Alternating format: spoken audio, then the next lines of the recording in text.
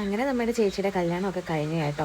ഇപ്പോൾ അതേ റിസപ്ഷന് റെഡിയാകാൻ വേണ്ടിയിട്ടിരിക്കുവാണ്. എല്ലാ മേക്കപ്പ് ആർട്ടിസ്റ്റിനും ഒട്ടും സമയം കിട്ടാത്തത് റിസപ്ഷൻ ലുക്കിനാണ്. നമ്മൾ മേക്കപ്പ് എല്ലാം റിമൂവ് ചെയ്തിട്ടാണ് ഫേസ് മേക്കപ്പ് സ്റ്റാർട്ട് ചെയ്തത്. വളരെ മിനിമൽ ആയിട്ടുള്ളൊരു മേക്കപ്പാണ് നമ്മൾ കൊടുത്തിട്ടുണ്ടായത്. ഞാൻ എപ്പോഴും ഐ മേക്കപ്പിന് ശേഷമാണ് കേട്ടോ ഫേസ് മേക്കപ്പ് ചെയ്യുന്നത്. സാരി കാണാൻ വളരെ ബ്യൂട്ടിഫുൾ ആയിരുന്നു. അത്യാവശ്യം നല്ല ഹെവി ആയതുകൊണ്ട് നല്ല വെയിറ്റ് ഉണ്ടായിരുന്നു. പുള്ളിക്കാരുടെ അടുത്ത കൺസേൺ സാരി ഇത്രയും വെയിറ്റ് ഉള്ളതുകൊണ്ട് ഉരിഞ്ഞു പോരുവോ, കറക്റ്റ് ഫ്ലീറ്റ് കിട്ടുമോ എന്നൊക്കെ ഉള്ളതായിരുന്നു. എന്തായാലും ഫൈനൽ ലുക്ക് വന്നപ്പോഴത്തേക്കും അടിപൊളിയായിട്ടുണ്ടായിരുന്നു കേട്ടോ.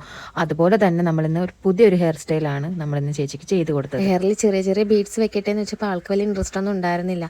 പക്ഷേ ജസ്റ്റ് ഒന്ന് ട്രൈ ചെയ്ത് നോക്കിയപ്പോൾ ആൾക്ക് നന്നായിട്ട് ഇഷ്ടമായി. വെഡിങ്ങിന്റെ ഒരുക്കം തുടങ്ങിയപ്പോൾ തൊട്ട് തന്നെ ജ്വല്ലറി ആയാലും സാരിയുടെ ആണെങ്കിലും ബ്ലൗസിന്റെ ആണെങ്കിലും ഡിസൈൻ എല്ലാ കാര്യം എന്നോടും ഡിസ്കസ് ചെയ്തിട്ടായിരുന്നു കേട്ടോ എല്ലാം സെലക്ട് ചെയ്തത്. 45 മിനിറ്റ്സ് കൊണ്ടിട്ടാണ് നമ്മുടെ മേക്ക് ഓവർ എല്ലാം കംപ്ലീറ്റ് ആയി.